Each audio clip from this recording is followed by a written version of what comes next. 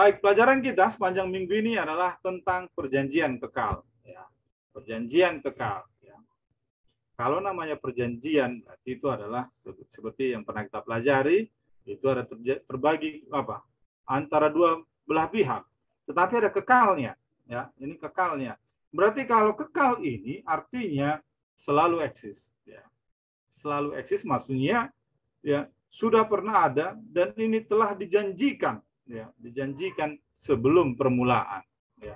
Nah, kalau kita buka di dalam 1 Petrus 1 ayat 20, ya 1 Petrus 1 ayat 20 sana dikatakan, ya sesuai dikatakan perjanjian kekal ini, ia telah dipilih sebelum dunia dijadikan. Ya, kalau kita baca di 1 Petrus 1:20 ini, ya ia telah dipilih sebelum dunia dijadikan. Ya, itu luar biasanya Tuhan. Ya, itu luar biasanya. Itu luar biasanya rancangannya ya terhadap dunia ini. Kemudian kalau kita juga dibuka di Titus 1 ayat 2 ya. Di Titus 1:2 ini ya, dan berdasarkan pengharapan akan hidup yang kekal yang sebelum permulaan zaman sudah dijadikan oleh Allah yang tidak berdusta. Ya. Ini ayat tambahannya bahwa sebelum dikatakan permulaan zaman sudah dijanjikan. Sudah dijanjikan juga ya. Sudah dijanjikan kepada kita. Jadi pelajaran kita sepanjang minggu ini kita akan lihat. Ingat kita ulangan, kita harus selalu berfokus bahwa ini adalah perjalanan bangsa Israel. Ya, tepatnya inilah ketika perjalanan bangsa Israel dari Mesir menuju tanah Kanaan. Ya, itu fokus utamanya dari ini. Tapi kita akan lihat selama perjalanan ini, ya. Nah, tetap pada dulu ketika ada perjanjian kekal, tapi kita akan disangkut pautkan juga dengan awal mulanya dunia sampai nanti ya, pengganti Kanaan ketika bangsa Mesir itu sampai di sana kita akan ada Kanaan surgawi yang menjadi hubungannya dengan kita, ya. Nah, pertama kali Injil atau pertama kali nubuatan itu ya terjadi adalah ketika di Kejadian 3:15. Ya, kita tahu tentang bagaimana ya Tuhan memberikan janji ya ketika manusia berdosa. Dikatakan bahwa Yesus sendiri yang akan meremukkan ya. Dan ya kalau kita lihat ya intinya hampir sama. Kejadian 3:15 ini hampir sama dengan Kejadian 17 ayat 7 di mana dikatakan aku akan mengadakan perjanjian antara aku dan engkau serta keturunanmu turun temurun menjadi perjanjian yang kekal supaya menjadi Allahmu adalah Allah keturunanmu. Ya, ini sama ya kalau kita lihat. Tapi sudah disebutkan di awal bahwa akan ada penebus ya di Kejadian 3:15 ya. Tapi di sini dikuatkan kembali di Kejadian 17 ini di mana disebutkan adanya perjanjian. Kalau di sana memang tidak disebutkan namanya itu perjanjian, tapi itu nubuatan untuk ya nubuatan terhadap nanti bagaimana dosa itu akan dihilangkan atau setan itu akan diremukkan. Ya. Kemudian ya setelah Kejadian 3:15 ini kita lihat ada nubuatan. Kemudian Tuhan mengadakan perjanjian dengan Abraham. Ya, kita tahu bagaimana Tuhan mengadakan apa? Perjanjian dengan Abraham bahwa ya, kemudian dilanjutkan di Kejadian 12 ayat 1 sampai 3 di mana ya ketika ada perjanjian dengan Abraham ya bahwa melalui keturunanmu lah akan menjadi bangsa yang besar. Ya, bangsa yang besar yang melalui keturunanmu lah ya. Nah, bangsa besar ini siapa? Ya. Ya, kita harus lebih detail lagi. Bangsa besar ini siapa? Yaitu adalah bangsa Israel. Ya.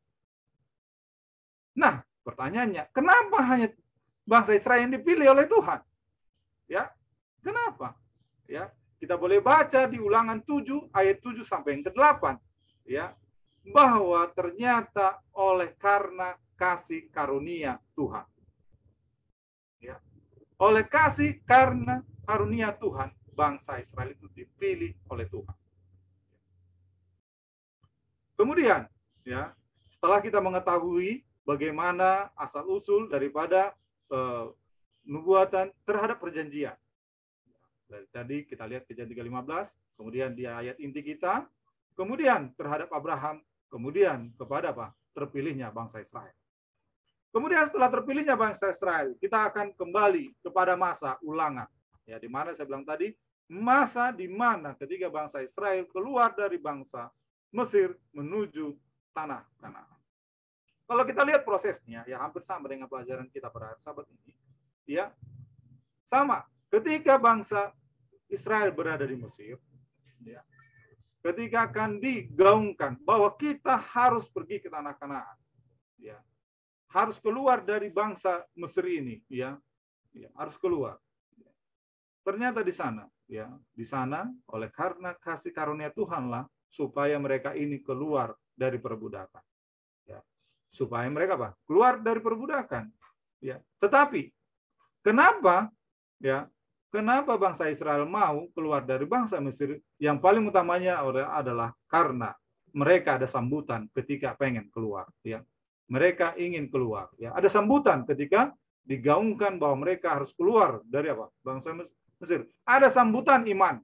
Ya, ada sambutan iman ketika mereka apa?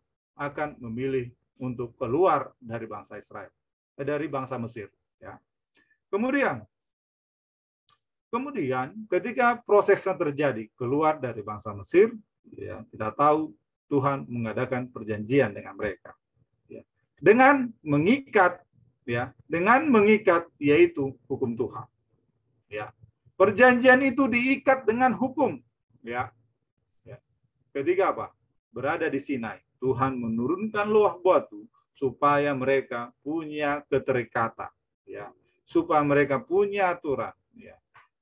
Kita tahu bahwa setiap klausal perjanjian ada hukumnya, ada feedbacknya, ada klausal-klausalnya yang menyatakan kedua belah pihak setuju. Ya, yang mana tujuannya adalah supaya ini berjalan dengan baik. Begitu juga, ya, Tuhan, ya, memberikan hukum kepada saat itu.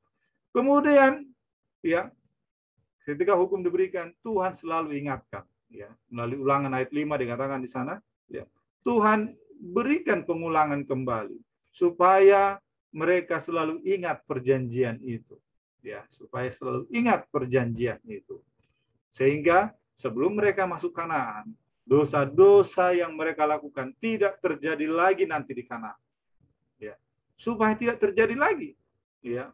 Itu tujuan utamanya, bagaimana Tuhan mengadakan perjanjian, memberikan hukum, dan selalu diingatkan hukum itu supaya ketika nanti bangsa Israel ini sampai di Kanaan, mereka tidak melakukan dosa lagi. Ya. Itu tujuan utamanya. Nah, apa persamaannya dengan kita pada hari Sabat ini? Ya, kita sebutkan, kita sekarang seperti di bangsa Mesir. Ya. Kita berada di dunia ini. Ya, kita berada di dunia ini. Ingat, hukum itu masih ada, perjanjian itu masih ada dengan kita. Ya. Dan selalu diingatkan kepada kita dengan pelajaran-pelajaran seperti hari ini, seperti hari Sabat yang kita ulangi, itu kita juga diberikan ingatan tentang hukum kepada Tuhan. Supaya, ya, tujuan utamanya adalah sama seperti bangsa Israel sampai Kanaan, tidak melakukan dosa. Begitu juga lah kita. Ketika di surga, dosa itu tidak ada lagi. Ya. Itu persamaannya dengan pelajaran kita pada hari Sabat ini. Supaya kita, ya, belajar, ya, kita selalu diingatkan supaya berada di jalur, ya, berada di jalur bagaimana hukum itu supaya kita dapat jalankan, ya, kita dapat jalankan. Tetapi kembali kepada kisah bangsa Mesir, ya, ini pertanyaan yang hampir sama dengan kita, ingin saya tanyakan kepada kita, ya, karena itu cukup, ini ringkasannya kepada kita, karena ketika kita melihat, ya, ketika berada ke cerita bangsa Mesir itu menuju dari Mesir menuju Kanaan ini, begitu banyak cerita yang kita lihat tentang bangsa Israel, ya, dan sering berulang mereka selalu melakukan kesalahan, ya, sering melakukan. Bila tidak oleh karena kasih karunia Tuhan, ya, tidak mungkin mereka bisa sampai tanah Kanaan, ya, tidak mungkin. Tetapi persamaannya ada juga dengan kita pada Sabat ini. Ya. Perbuatan-perbuatan bangsa Israel menuju tanah Kanaan, perbuatan-perbuatan itu juga masih sama sering kita lakukan di zaman ini. Salah satu contoh. Salah satu simpelnya saja. Ketika bangsa Israel diberikan makanan, mana setiap hari, yang tidak pernah merasakan sakit melalui makanan ini. Ya. Begitu juga kita kadang-kadang. Ya. Ketika kita mempunyai kebutuhan, makanan yang setiap hari kita punya, kadangkah apakah kita bertanya, ya, apakah makanan ini enak? Ya. Apakah makanan ini yang kita makan tiap hari ini ada rasa syukurnya kah kepada kita? Ya. Atau seperti janji-janji kita kepada Tuhan. Tuhan, saya mau berbuat ini, saya mau berbuat ini, saya mau berbuat ini. Tetapi apa? Tak kunjung juga dilakukan. Ya. Ini juga menjadi teguran kepada saya. Ya, hampir sama persamaannya. Ya. Ketika bangsa Israel selalu ya menjauh, kadang-kadang juga kita seperti itu. Ya. Nah, pertanyaan kepada, apakah kepada kita pada sahabat ini, ketika kita mengetahui cerita daripada bangsa Israel, akhirnya kita menjadi sama seperti orang bangsa Israel, ya, yang mana memanfaatkan kasih karunia itu. Toh juga dulu seperti bangsa Israel, selalu kok dituntun oleh Tuhan, selalu dikembalikan oleh Tuhan. Ya, nah kepada kita, ya, kadang kita juga seperti ini, seperti memanfaatkan kasih karunia. Ya. Kadang memanfaatkan kasih karunia, ya Tuhan, nanti saya datang berdoa khusus kepada Tuhan, minta mohon, minta ampun. Ya. Setelah saya melakukan A, B, C, D. Ya. Kadang seperti itu. Tapi ketika kita mau datang ampun, itu pun tidak terjadi. Seperti itu. Tetapi melalui kisah bangsa Israel, hati-hati kepada kita. Ya. Mereka banyak yang tidak masuk ke tanah Kanaan. Ya. Mereka banyak tidak masuk sampai tanah Kanaan. Hati-hati dengan kita juga. Kita tidak nanti yang masuk surga. Nah, ini kepada kita, gambaran kepada kita. Ya, melihat cerita, ya, karena perjanjian ini selalu juga diikat dengan Injil. Ya. Melalui nubuatan itu, Mejja 3:15 melalui itu Injil ya, kepada kita. Ya, supaya kita maksudnya adalah siap sedia. Ya, siap sedia. Ya, siap sedia terhadap pemberitaan terhadap firman Tuhan kepada orang lain juga. Ya. Tetapi yang saya tekankan kepada kita, ya, pada hari Sabat ini melihat, ya, saya melihat dari pertanyaan besar juga. Kadang-kadang di dalam hati saya, apakah saya memanfaatkan kasih karunia itu? Ya, terlalu memanfaatkan. Nah, itulah kepada kita pertanyaan kepada kita.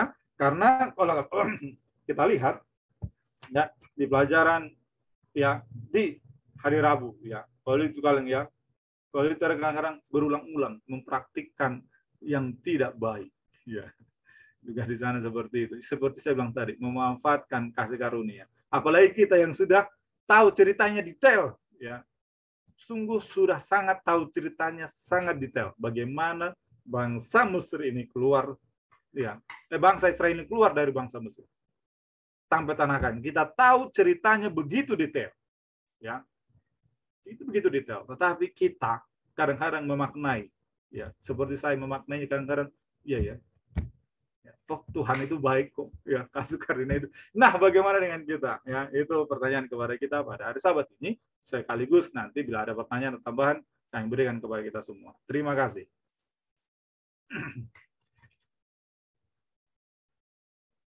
Baik, saya berikan. Ada mencoba memberikan keterangan tambahan pelajaran kita pada hari Sabat ini tentang perjanjian kekal ini. Mungkin Pak Pendeta.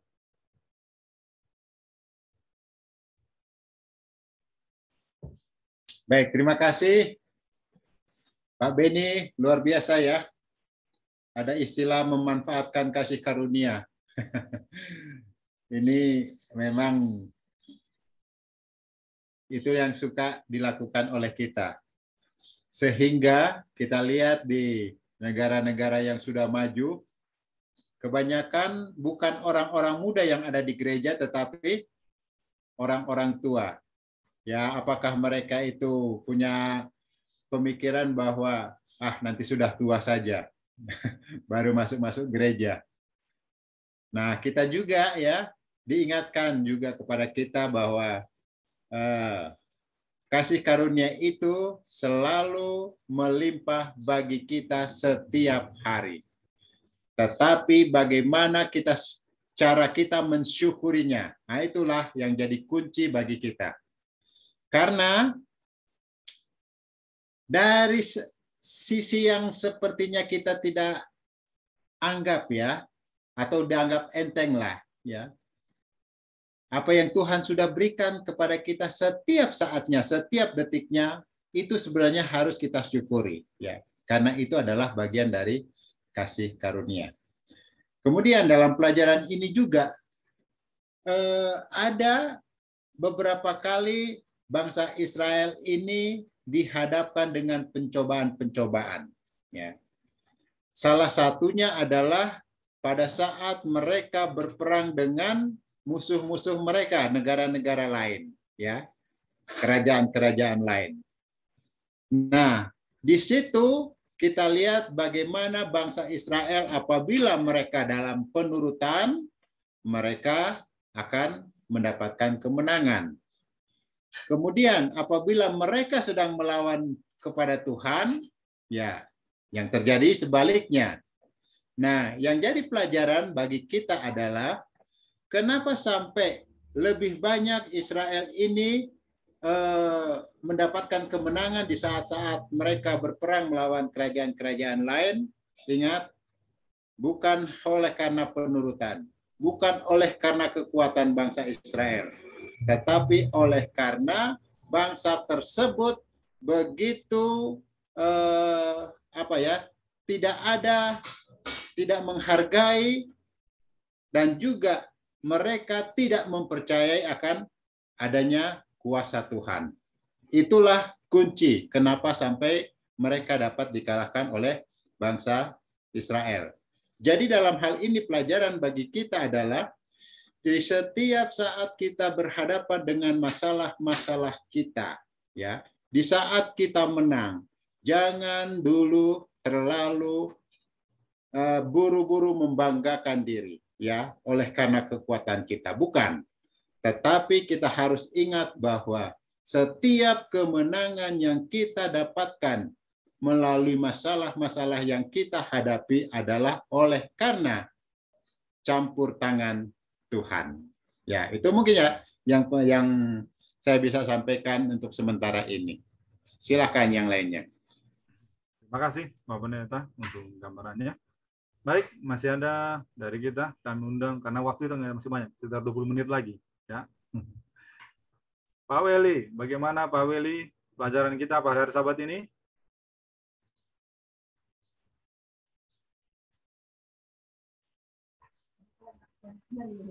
Ya, selamat Sabat semuanya. Ya, kalau kita lihat yang ayat di Kejadian tadi, Kejadian 17 ya. Kejadian 17 ayat yang ke-7. Ya. Seperti Pak Beni katakan, ini adalah pengulangan janji Allah. Pengulangan janji Allah ya. Di dalam Kejadian 15, Kejadian 3 ayat 15. Aku akan mengadakan perjanjian antara aku, ya ini dengan engkau atau Abraham, dan keturunanmu turun-temurun menjadi perjanjian kekal, supaya aku menjadi Allahmu dan Allah keturunanmu. Nah, waktu lalu kita sudah mempelajari tentang bagaimana dengan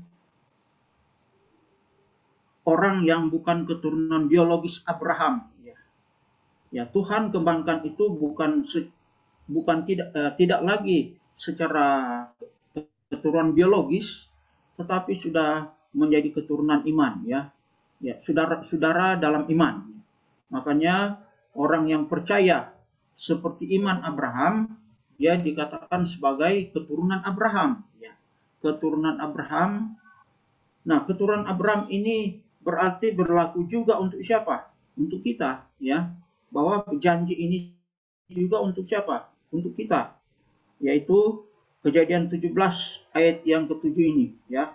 Kejadian 17 ayat ke-7 ini. Nah, kalau di dalam Yeremia 50 ayat 5, Yeremia 50 ayat 5 dia katakan begini. Mereka menanyakan jalan ke Sion. Nah, ini ingat. Mereka menanyakan jalan ke Sion. Kalau pengertian Sion itu tidak hanya berkaitan dengan Yerusalem, ya, Yerusalem yang menjadi pusat kerajaan Israel badani atau keturunan biologis dari Abraham, tetapi Sion ini juga adalah apa? Adalah tujuan akhir dari manusia, ya, yaitu Yerusalem baru. Mereka menanyakan jalan ke Sion, ke Yerusalem baru. Kesanalah mereka terarah. Lalu dilanjutkan, marilah kita menggabungkan diri kepada Tuhan, bergabung dalam suatu perjanjian kekal yang tidak dapat dilupakan. Nah, jadi siapapun yang apa? Dikatakan menanyakan jalan ke Sion. Nah, ini barangkali tanggung jawab umat Tuhan untuk menunjukkan kemana jalan ke Sion, jalan kemana? Jalan ke menuju surga. Mereka diarahkan ke sana. Lalu dikatakan lagi, marilah kita menggabungkan diri kepada Tuhan, bergabung dalam suatu perjanjian kekal yang tidak dapat dilupakan. Artinya bahwa kita bersyukur kepada Tuhan, ya. Ya, kita bersyukur kepada Tuhan karena kita dengan mempelajari firman Tuhan itu berarti kita bertanya kemana jalan menuju Sion, kemana jalan menuju ke surga itu, ya. Dan di sana kita diarahkan. Kalau kita sudah ditunjukkan jalan yang benar menuju surga, nah dikatakan marilah kita menggabungkan diri, ya, menggabungkan diri kepada Tuhan. Karena apa? Karena kita sudah bergabung dengan perjanjian kekal yang sudah disampaikan kepada Adam dan Hawa, disampaikan kepada Abraham dalam Kejadian 7 dan disampaikan kepada Yesus, ya, pada saat Yesus datang, ya. Dan itulah yang juga disampaikan kepada umat-umat Tuhan di akhir zaman, dan itu akan berlanjut sampai dalam kerajaan surga. Makanya disebut perjanjian kekal atau perjanjian yang tidak ada habis-habisnya, ya, yang tidak ada putus-putusnya. Makasih. Baik, terima kasih Om Weli gambarannya bagaimana, ya, terhadap perjanjian tersebut, ya. Dan selalu diulang supaya apa? Kita selalu mengingat bahwa kita masih punya perjanjian dengan Tuhan, ya. Baik, Pak Teguh belum dengar suaranya. Bagaimana Pak Teguh? Oh, ada apa hari ini tuh begini Pak Teguh? Oke. Oke. Dari Pak Denny, bagaimana Pak Denny?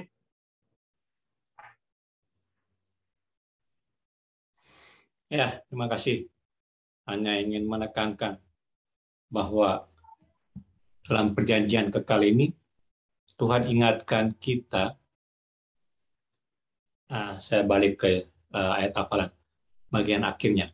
Aku menjadi Allahmu dan Allah keturunanmu. Aku menjadi Allahmu dan Allah keturunanmu.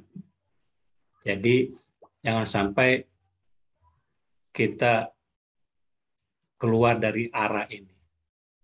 Sudah tahu, waktu dulu bangsa Israel, Tuhan sudah bilang jadi Allahmu, tapi mereka membuat apa? Patung, lembu. Bahkan dari emas perhiasan, mereka semua bayangkan. Bikin perjanjian menjadi Allahku, tetap aja ada yang mencoba mencari Allah lain. Jangan sampai kita saat ini yang sekarang ini, karena sekarang kita sebagai tadi Om Meli bilang bahwa perjanjian yang rohani sudah mengikat perjanjian hanya dengan Allah saja. Jangan mengikat perjanjian dengan Allah lain. Baik, itu aja tambahan dari saya. Terima kasih. Terima kasih Pak Denny, ya, sudah ditekankan kembali yang kepada kita melalui apa? Perjanjian itu, supaya kita jangan memilih Allah yang lain. Baik, dari keluarga Pak Tajin atau Ibu Desi, nah, kalau ada pertanyaan, silahkan kita diskusi, ya. Ini kelasnya diskusi. Boleh. Saya mendengar penjelasan Pak Weli, jadi teringat akan kata-kata ini, orang Kristen itu mencangkokkan diri ke Israel. Kalau nggak salah ada di 1 Korintus apa, saya lupa lagi itu. Nah, bagaimana mohon pencerahannya, karena yang saya tahu mencangkokkan diri itu jadi mereka kembali ke masa lalu gitu, bukan secara rohani di masa kini gitu. Bagaimana? Terima kasih. Baik, ya menarik ya. Kalau kita sebutnya dulu Israel, dulu itu bangsa Israel, kita sekarang ini kalau mau katanya itu disebut Israel rohani. Apakah benar? Seperti kata Ibu Desi, apakah itu mencangkokkan atau kita benar-benar disebut Israel rohani? Ini pertanyaan kepada kita. Karena tadi ditanyakan ke Pak Weli, berarti Pak Weli dulu yang harus menjawab. Bagaimana Pak Weli?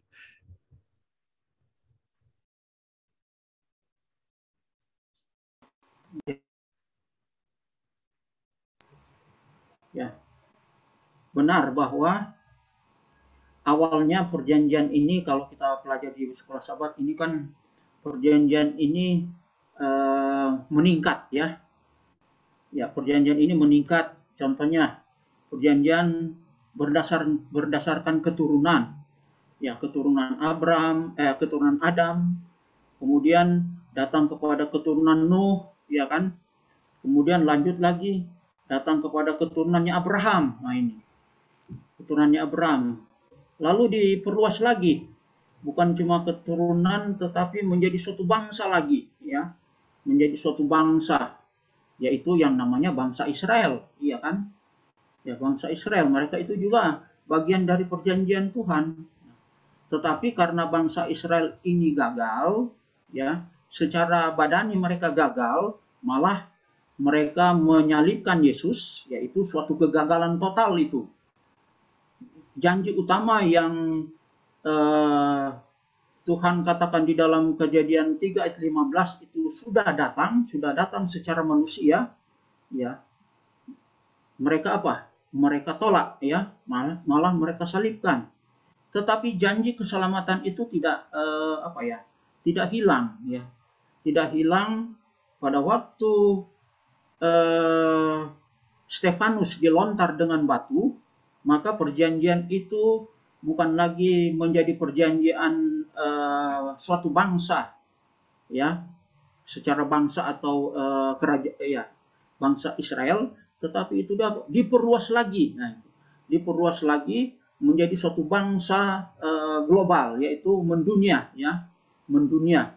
Nah, caranya bagaimana? Ya, Tuhan Allah apa? Tuhan Allah cangkokkan itu, ya. Jadi ini diibaratkan dengan apa? Mencangkokkan, ya, mencangkokkan orang-orang orang-orang yang tadinya tidak mengenal Tuhan, bangsa yang tidak mengenal Tuhan, atau orang Israel katakan bangsa kafir, ya, dengan diberitakan kabar keselamatan ke seluruh dunia oleh para rasul, maka mereka menerima apa? Mereka menerima perjanjian itu. Jadi itulah yang diibaratkan mereka itu dicangkokkan, itu ya, dicangkokkan untuk mendapatkan apa? Kebenaran yang sama, ya. Ya, kebenaran yang sama dari batang yang sama, ya. Ya kan? Dicangkok itu artinya apa? Hanya sebagian kecil, lalu ditempelkan kemana? Ke batang yang utama, ya. Batang utama sini adalah kebenaran Yesus atau Yesus sendiri, kita dicangkokkan di situ. Makanya Alkitab katakan kalau kita tetap di dalam Kristus, maka kita akan tetap mendapatkan apa? Kebenaran Allah itu.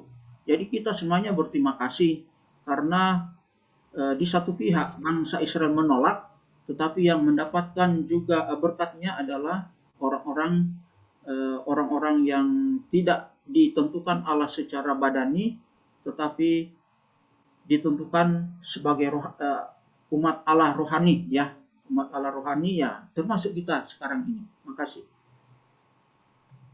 Terima kasih ya, sungguh sangat jelas ya bagaimana awal mulanya sampai akhirnya kenapa disebut ya dicangkokkan, sebenarnya ya seperti itu ya. Baik, bagaimana Ibu Desi? Bagaimana, apakah sudah cukup menjawab? Sudah, terima kasih, udah jelas. Oke, terima kasih. Terima kasih Pak Weli. Atau Pak Pendeta mau menambahkan, silahkan. Ya, kata-kata cangkok ini istilah apa ya kalau kita tahu bersama-sama? Pertanian. Istilah pertanian ya. Cangkok ya. Ada dua istilah, cangkok dan okulasi kalau di pertanian. Kalau cangkok itu batang ya, batang yang bagus ya, batang yang bagus, kemudian dikasih tanah, kemudian dibungkus oleh sabut kelapa kah, oleh benda-benda lain, kemudian beberapa lama kemudian dia akan keluar akarnya. Ya, kalau yang pernah mencangkok di sini sudah tahulah ya. Kemudian itulah yang akan dipotong di situnya, yang di bawah akarnya, kemudian itulah yang ditanam. Ya. Itu namanya cangkok. Tetapi itu dari pohon yang aslinya. Ya. Bangsa Israel yang sudah keluar, kemudian dia diperhatikan oleh Tuhan oleh karena kebaikan-kebaikannya, dia akan dicangkokkan. Beda dengan okulasi. Kalau okulasi itu kulit dari pohon dikupas sedikit ya, kemudian kulit yang dari pohon lain ya, kemudian ditempelkan di situ. Dia akan mengeluarkan cabang kemudian berbuah. Nah, jadi istilah cangkok dari pertanian ini ya, diberikan oleh Tuhan agar supaya kita umat-umat Tuhan itu mengerti maksud Tuhan dari kata-kata dicangkokkan itu ya. Kita lihat di dalam buku Roma 11 ya, bagaimana orang-orang yang benar-benar melakukan kehendak Tuhan itu diberikan kebenarannya ya, dicangkokkan oleh Tuhan untuk mendapatkan kebenaran itu. Nah, dicangkok ya. Israel rohani yang seperti kita ini, seperti yang dijelaskan oleh Pak Weli ya. Kita adalah Israel rohani menurut kebenaran-kebenaran dan iman yang kita sudah lakukan. Ya, sekarang ini kita adalah cangkokan yang sudah dibuat oleh Tuhan untuk menjadi umatnya. Nah, kemudian setelah dicangkokkan, kemudian kita sudah ditanam, apa yang selanjutnya? Selanjutnya apa yang terjadi? Kita akan tumbuh subur, kemudian kita akan berbunga, ya, berbunga, harum baunya, ya, bagaimana perbuatan-perbuatan kita, kemudian kita akan berbuah. Buah ini apa? Buah ini adalah di saat kita menjadi umat-umat Tuhan, kita juga harus menyampaikan kabar sukacita ini, bagaimana kasih Tuhan kepada orang-orang lain, kemudian orang-orang itu bertobat, ya, memberi mereka untuk percaya kepada Yesus melalui baptisan. Dia adalah buah-buah hasil yang kita sudah lakukan di dalam kehidupan kita bersama-sama dengan Tuhan. Ya, terima kasih.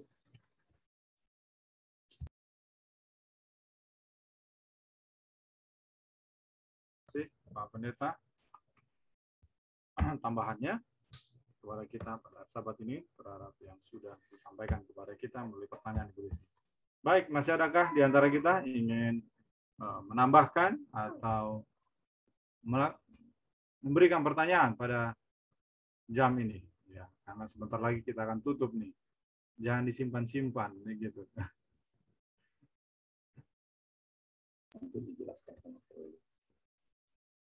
Menyambung pertanyaan Ibu Desi. Jadi pohon aslinya itu siapa? Maksudnya apa, bangsa Israel atau Tuhan Yesus? Kalau kita ini roh Israel rohani terus dicangkokkan. Silahkan, makasih.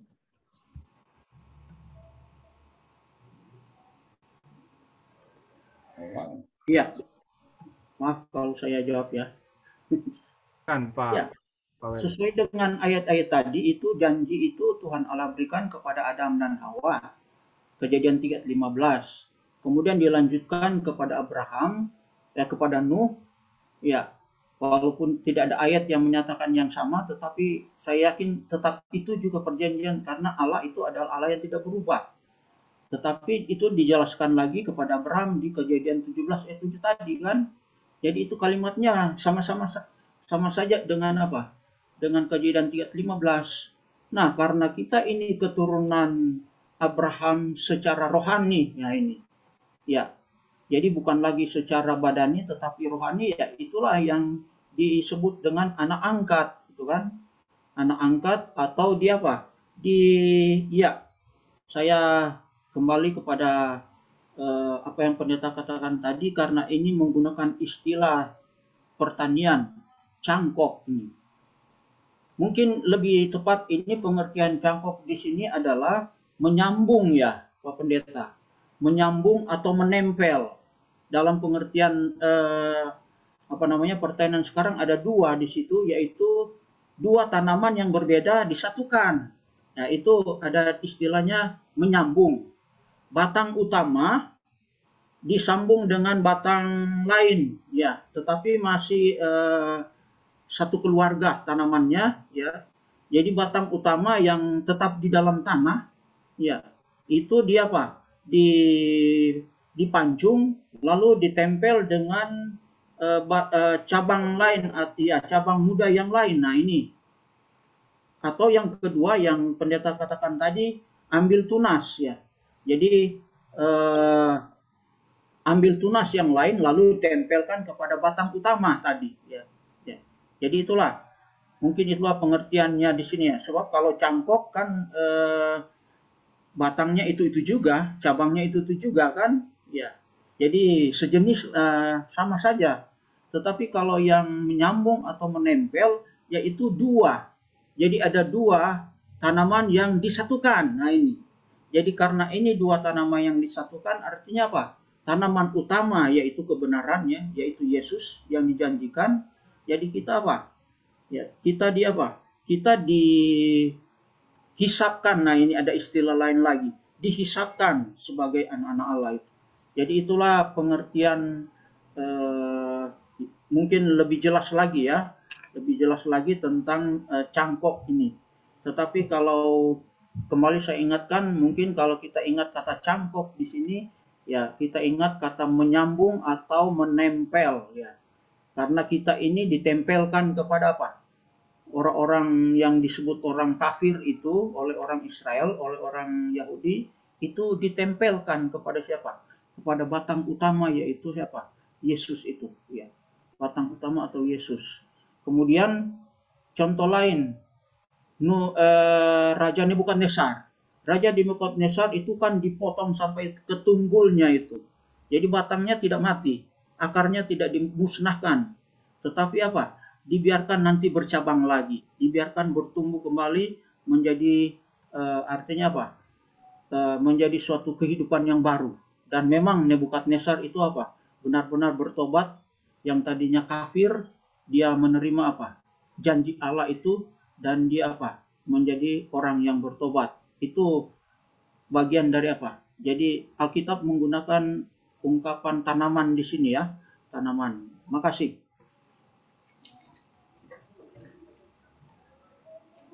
Terima kasih. Ya, sangat lebih jelas lagi ya kepada kita bagaimana gambaran yang sudah disampaikan oleh Pak Weli ya kepada kita. Baik, kesimpulan pada kita pada hari Sabat ini ya, itu sangat jelas pelajaran kita menggambarkan kepada kita bagaimana kita sudah mengetahui perjanjian kekal itu dan kita tahu artinya lebih jelas.